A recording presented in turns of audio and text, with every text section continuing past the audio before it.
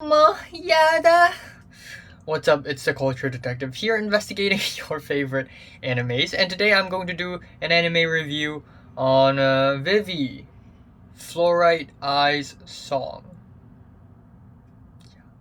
So, Vivy Fluorite Eyes Song is a 13 episode anime original mini series produced under WIT Studios, which, if you don't know, also made the first 3 seasons of Attack on Titan. And the story is written by Nagatsuki Tapei of ReZero fame, as well as Umehara Eiji. And this is Vivy. Now, Vivy is also an anime that came out this year, and I have seen quite a few of animes that came out this year already, all the way from Odd Taxi to Beastars, also animal animes, but also the likes of ReZero's latest season, the latest season of Attack on Titan, and One Direct Priority, and all that, and now I have arrived at Vivy. Now, I'm going to be perfectly honest with you.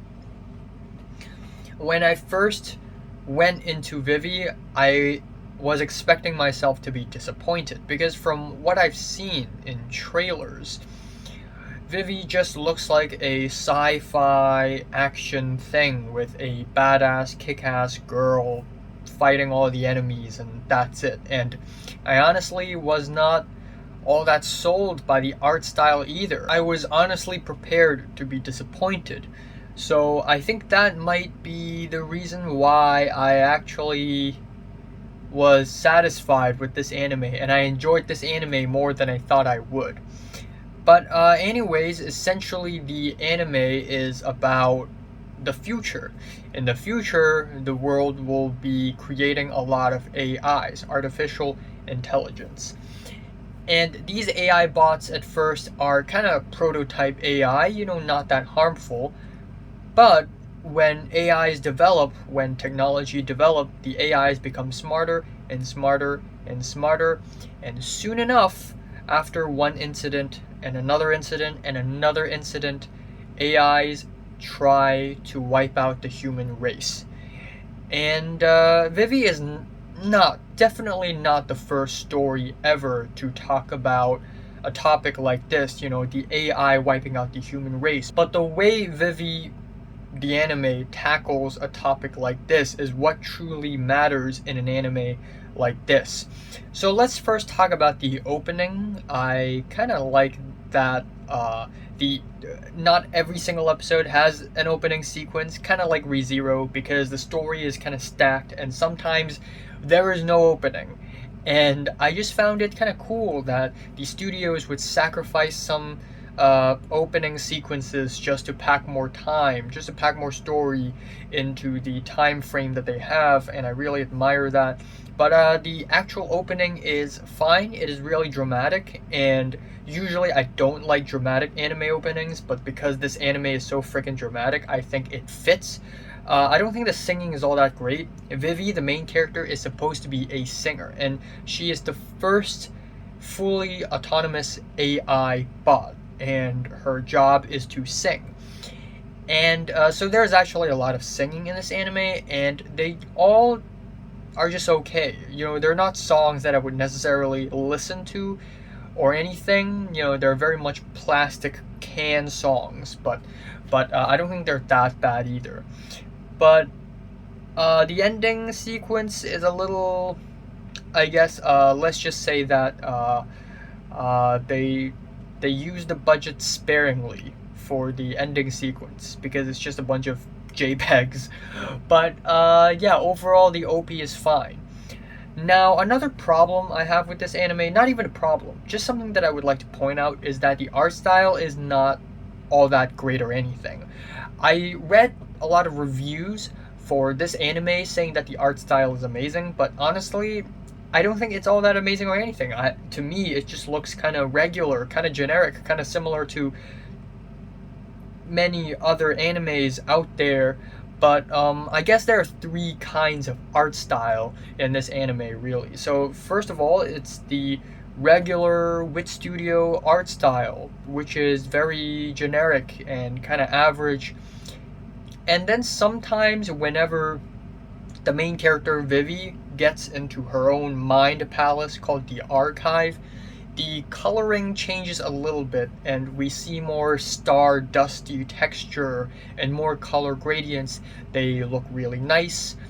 And then the third art style is really weird, and that is sometimes we get these close-up shots of certain characters, the main characters, supporting characters, other characters, and whenever we have these close-up shots, we see these extra details on their face, like very sophisticated watercolor, and it looks beautiful.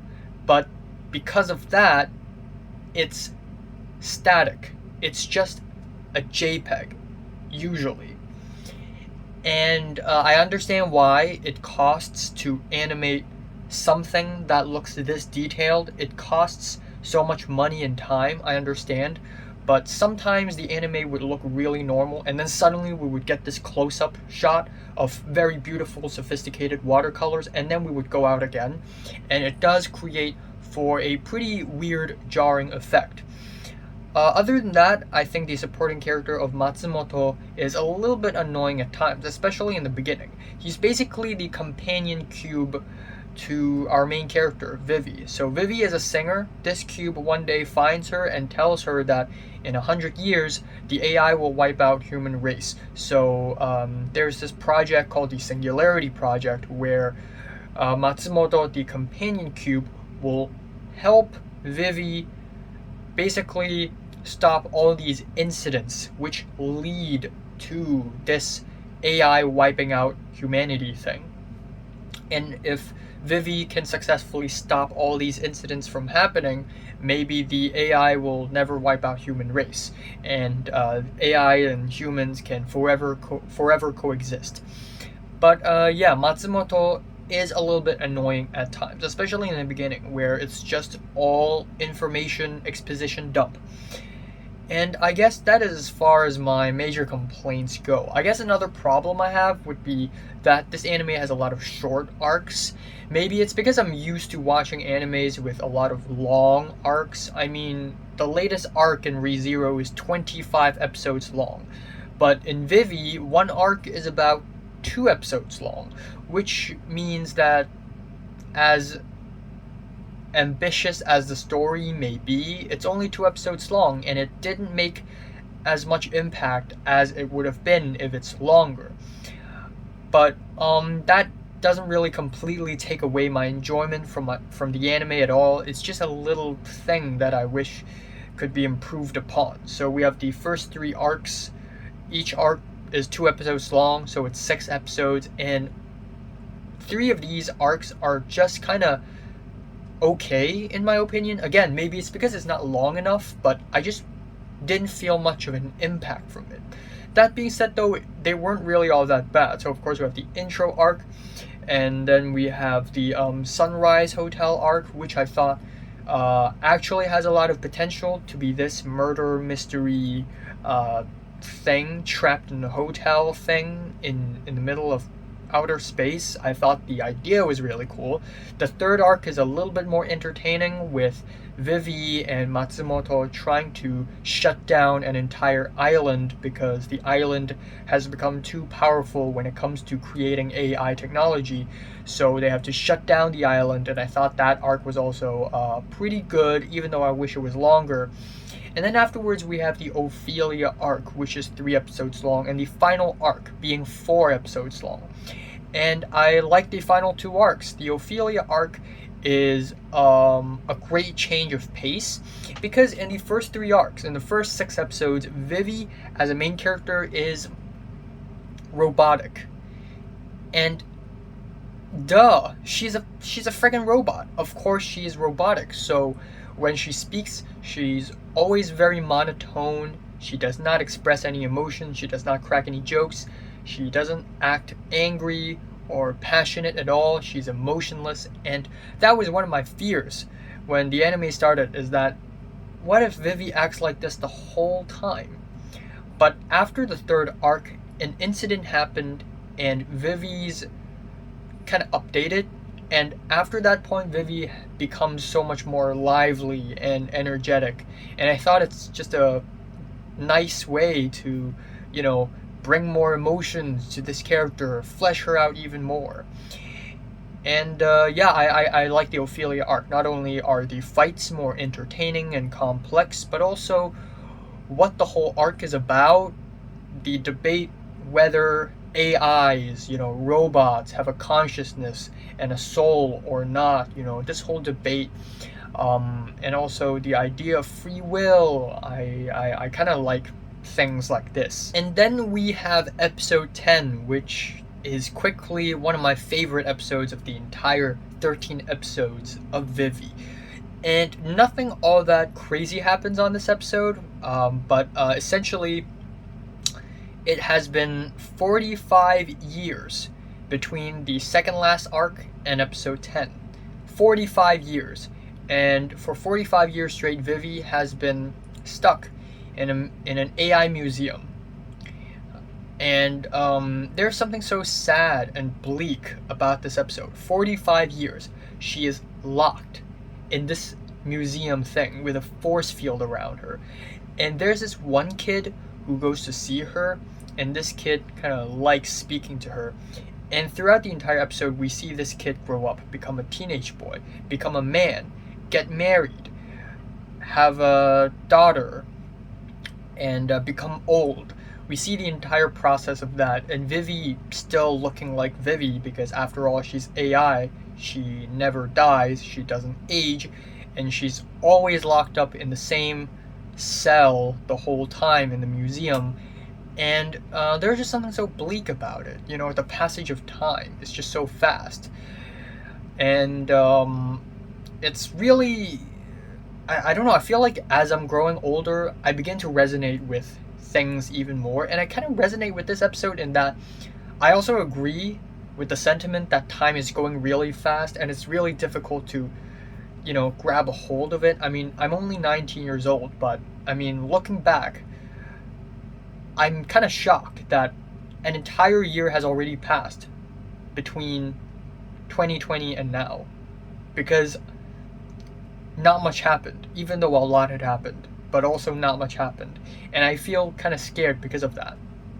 And so this film really emotionally and conceptually stand out as an episode, in my opinion. And this pretty much applies to the entirety of this season, or this anime is actually. Now, I may get the numbers wrong, or maybe the anime is just a little contradictory, but it is 15 years between the first arc and the second arc. 5 years between the second and the third. And because in the fourth arc, one of the characters said, "I've been waiting 40 years for this." So, and that character is from the first arc, so 15, 5, another 20, so it is 20 years between the third arc and the fourth arc. And then it is 45 years between the fourth arc and the final arc. So in total, 85 years. The entire story takes place over the course of 85 years. A lot of people die, a lot of people change, a lot of people grow old, a lot of people get born, a lot of people get sick. The world changes as a whole. And it's just remarkable how this anime portrays the evolution of technology and people's views on things, socio-political climate. And I really like it when anime puts some effort in details like this. But yeah, anyways, the last 3 episodes is fantastic, of course, where we learn the brutal truth that I'm not gonna spoil it, but the Singularity Project did not pan out so well. So we have the ending of the anime, which I thought was really satisfying. And given that it is Nagatsuki Taipei, of course there are some complicated time travel stuff, which I really love. And, well, not exactly time travel stuff, but stuff related to time travel. And cause and effect and timelines and all that stuff, you know. And I really love that. And yeah, I also like how bittersweet the ending is, you know. I don't like it when certain movies and TV shows end with everybody happy, you know. Bittersweet endings are often more memorable than purely happy endings. And I like this anime's ending. I like it a lot, and I think I'm just gonna leave it at that. I actually enjoy this anime way more than I thought I would. I mean, sure, there are some small issues I have, like the jumpy camera close-up thing, Matsumoto being a little bit annoying at first, but overall, I still think this anime is really good. It has a lot to say about the future and the relationship between AIs and humans. It's very thought-provoking on themes like fate and free will, and I think the voice acting is pretty good. I think the overall story is pretty good. I think I like the premise a lot, and it's a pretty good one. Yeah, I'm giving Vivy Fluorite Eyes Song a decent 8 out of 10. So, have you watched Vivy from 1 to 10? How much did you rate it? Like if you like it and subscribe if you want more, and thanks for watching. Next anime, Darling in the Franxx. And the detective is already dead because I kind of have to watch it, you know? Or I don't know.